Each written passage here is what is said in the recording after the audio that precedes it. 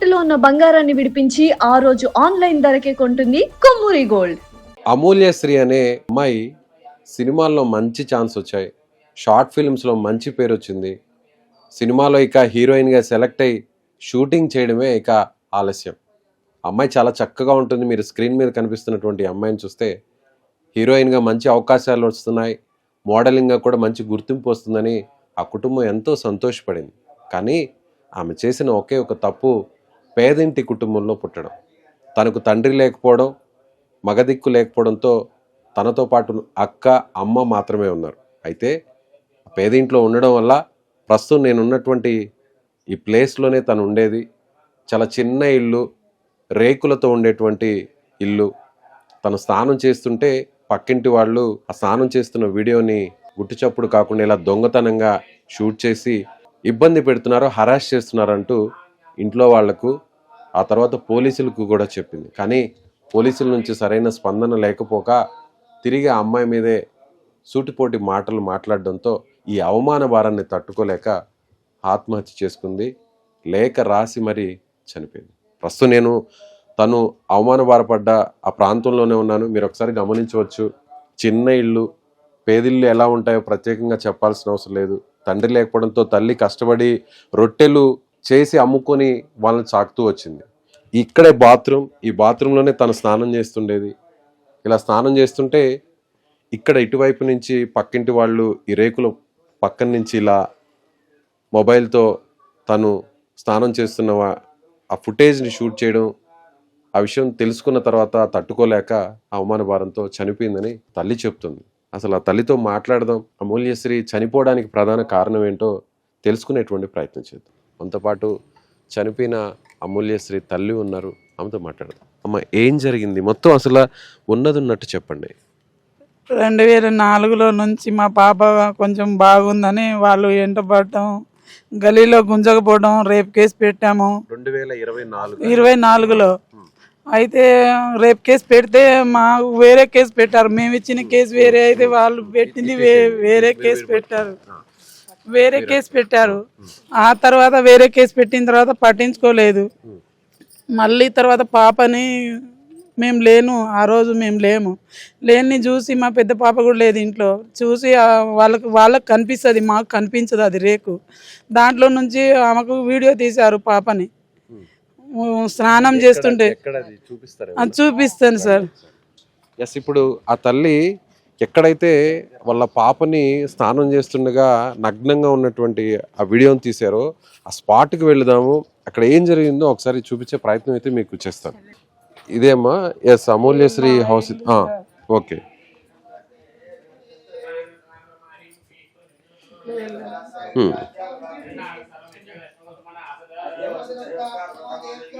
Yes, ఇక్కడ చిన్న ఇల్లు ఇది. మొత్తం అంతా కూడా రేకులతో ఉన్నటువంటి ఒక పేద కుటుంబం. సో అమ్మాయి ఆడపిల్ల జనరల్గా తన ఒంటి మీద ఉన్న దుస్తుల్ని జాగ్రత్తగా కప్పుకుంటూ ఎక్కడ ఇబ్బంది పడకుండా ఉండడానికి చాలామంది ఆడపిల్లలు ఎన్నో అవస్థలు పడుతుంటారు. అలాంటి చిన్న కుటుంబంలో ఇలా ఒక బాత్రూమ్ ఉంటుంది, బాత్రూమ్ కూడా ఇరుగ్గా ఉంది. సో పేదింటి కుటుంబంలో ఉన్నటువంటి ఆ రూముల గురించి ప్రత్యేకంగా చెప్పాల్సిన అవసరం లేదు. చూడండి, ఇక్కడంతా కూడా రేకులతో వీళ్ళు నిర్మించుకున్నారు. సో తండ్రి లేడు, ఆ పాపకు తల్లి ఒకటే ఉంది, పేద కుటుంబం. చెప్పండి అమ్మ. ఇక్కడ నుంచి వాళ్ళు వీడియో తీశారండి, ఈ గల్లీలో నుంచి వీడియో తీశారు వాళ్ళు. ఇది మా బాత్రూమ్, ఇక్కడే స్నానం చేస్తారు మేము, ఇక్కడే స్నానాలు చేస్తాము. ఇక్కడ నుంచి వీడియో తీశారు పాపని. వీడియో తీస్తే ఆనంగెళ్ళి మా మరది కొడుకు, చిన్న కొడుకు ఉండే. ఒక్క నిమిషం చూపించండి మీరు ఒకసారి చూస్తే. ఈనంగా వీడియో తీశారు. ఇక్కడ నుంచి వచ్చి కుర్చీ మీద నుంచి వీడియో తీశారంట పాపని. కుర్చీ సౌండ్ వస్తేనే పాప చూసింది. వెనక తిరిగి చూసేసరికి మా మరది కొడుకుంటాడు చిన్నోడు, వాళ్ళు బాగా క్లోజ్ గా ఉంటారు. ఇక్కడ స్నానం చేస్తుంటే వాళ్ళు కుర్చీ సౌండ్ వస్తుంటే వెనక తిరిగి చూసేసరికి, ఇట్లా చూసేసరికి వాళ్ళు బావ కుర్చీ పట్టుకున్నాడు, బావ మరిదేమో వీడియో తీస్తుండు అని మా మరిది కొడుకుకి పోయి మా పాప చెప్పింది, ఇట్లా నాకు చిలిపి ఇట్లా వీడియో తీసిండ్రా అని చెప్పి ఏడ్చుకుంటే మా మరిది కొడుకు చెప్తే ఇంకొక పిల్లగాడు వాళ్ళిద్దరు ఏడంగా తీసింది చూపెట్టు చెల్లె అని చెప్తే ఆడంగా పోయి వీడంగా తీసిండంటే పోలీసు వాళ్ళు ఆమె మీదనే కేసు పెట్టారు. నువ్వు వాళ్ళ ఇంటి మీదకి ఎందుకు పోయినావు అని చెప్పేసి వాళ్ళ మీద కేసు పెట్టారు.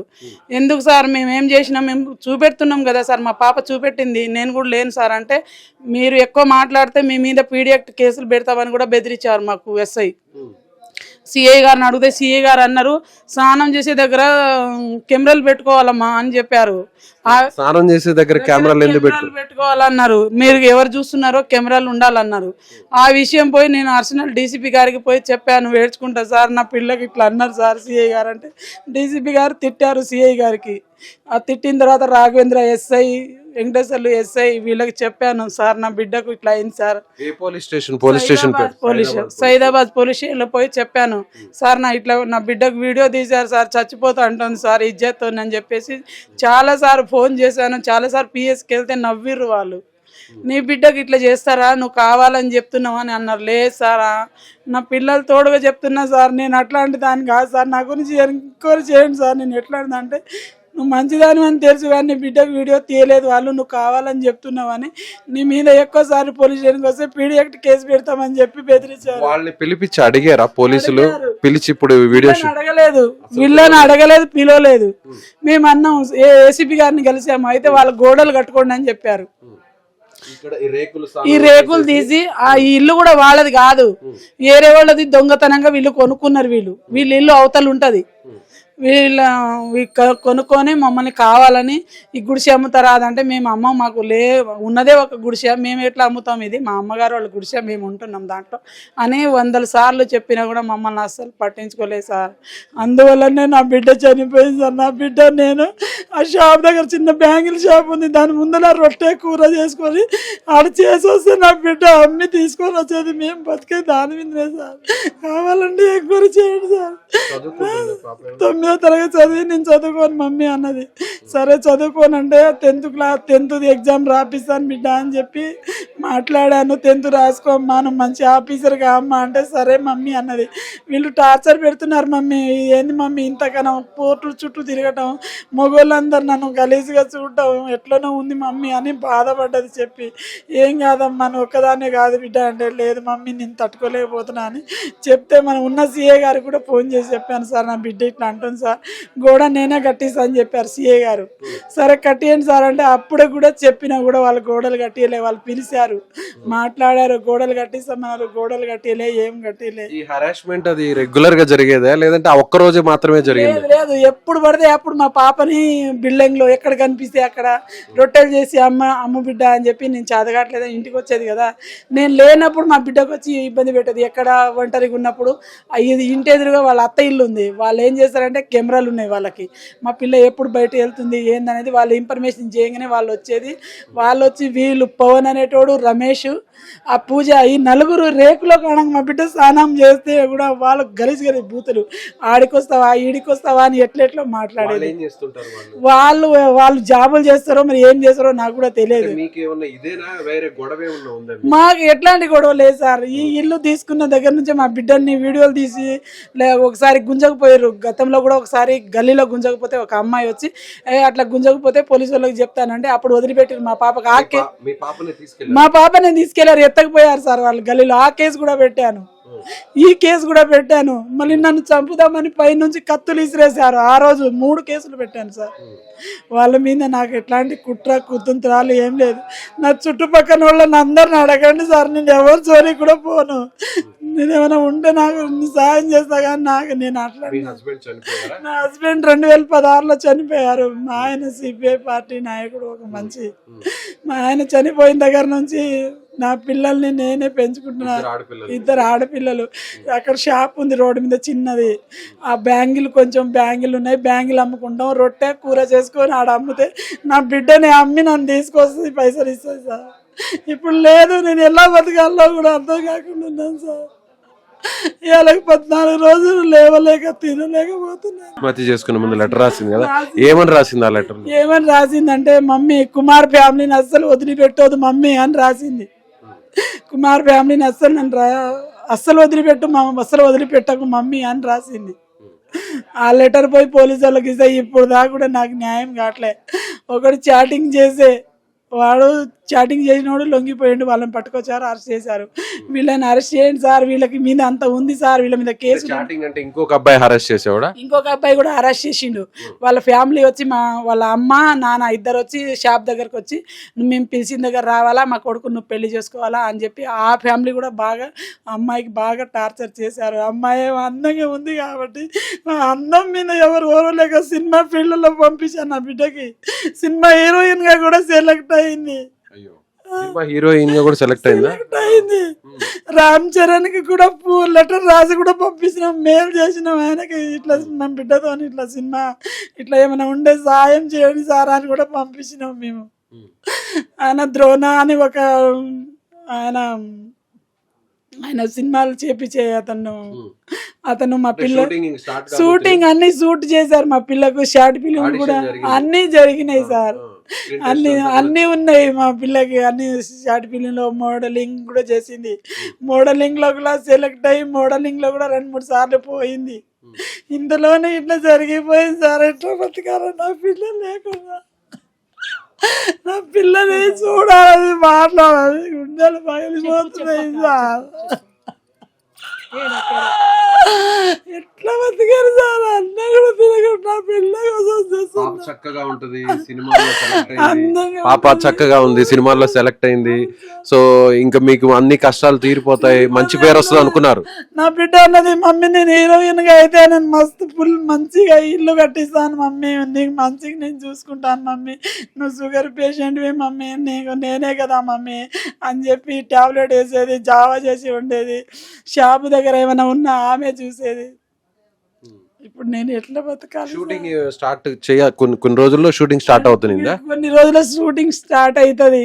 ఆల్రెడీ షార్ట్ ఫిల్మ్ తీసింది ఆమెకు షూట్ కూడా చేశారు, ఫోటో షూట్ కూడా అన్ని అయిపోయినాయి. హీరోయిన్ గా సెలెక్ట్ అయిందా? హీరోయిన్ గా సెలెక్ట్ అయింది ఆమె. ఇక సినిమాలోనే పోవటమే ఉండే. ఇక ఈ 2 నెలలు అయితే ఆమె వెళ్ళిపోయేది. పెద్ద పాప ఆమె ఇద్దరు షార్ట్ ఫిలింలో, పెద్ద పాపని తెలిసిన వాళ్ళు దొరక నాకు లాయర్ రాపుల్ భాస్కర్ సార్ దగ్గర ఒక ద్రోణ అని మనకు పరిచయం అయ్యిండు డైరెక్టర్.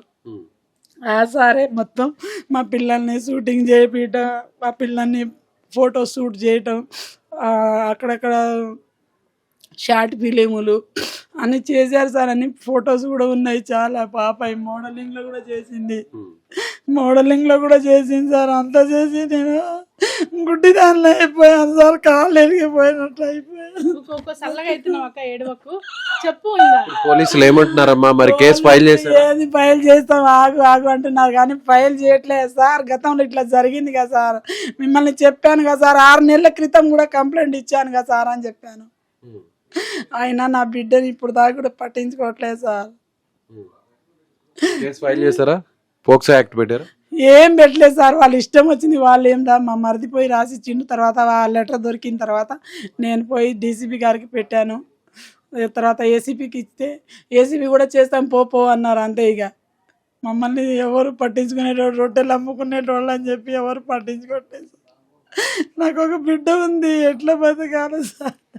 బాధపడద్దు. నిజంగా ఆ తల్లి బాధ చూస్తుంటే, చేతికొచ్చినటువంటి పిల్ల సినిమాల్లో సెలెక్ట్ అయింది, ఆ పాప మంచి భవిష్యత్తు ఉంటుంది, హీరోయిన్ గా సెలెక్ట్ అయింది, మా కష్టాలన్నీ తీరిపోతాయి, మేము ఇప్పటి వరకు ఈ పేదింట్లో పడ్డటువంటి ఆ బాధలు, భర్త లేకపోయినా కూడా ఆ బిడ్డలే నాకు ఆధారంగా మారుతారు, ఒక మంచి భవిష్యత్తు ఉంటుందని ఎన్నో కలలు కదిలింది తల్లి. కానీ కళ్ళ ముందే చేతికొచ్చినటువంటి కూతురు ఇలా వేరొకరు వేధింపుల వల్ల ఆత్మహత్య చేసుకొని చనిపోవడం అనేది జీర్ణించుకోలేక ఆ తల్లి విలవిలలాడిపోతుంది. నిజంగా పేదింటి కుటుంబంలో ఆడవాళ్ళు పడుతున్నటువంటి కష్టాలు చూస్తే నిజంగా ఇలాంటి ఇన్సిడెంట్స్ జరగడం, అవమానాన్ని తట్టుకోలేక, నలుగురికి చెప్పుకోలేక, తను పడుతున్నటువంటి వేదనతో ఇక్కడ బతకడమే వృధా అనేటువంటి ఒక నిర్ణయంతో తను చాలించుకుని తనకు తనే తన ప్రాణం తీసుకునింది అమూల్యశ్రీ.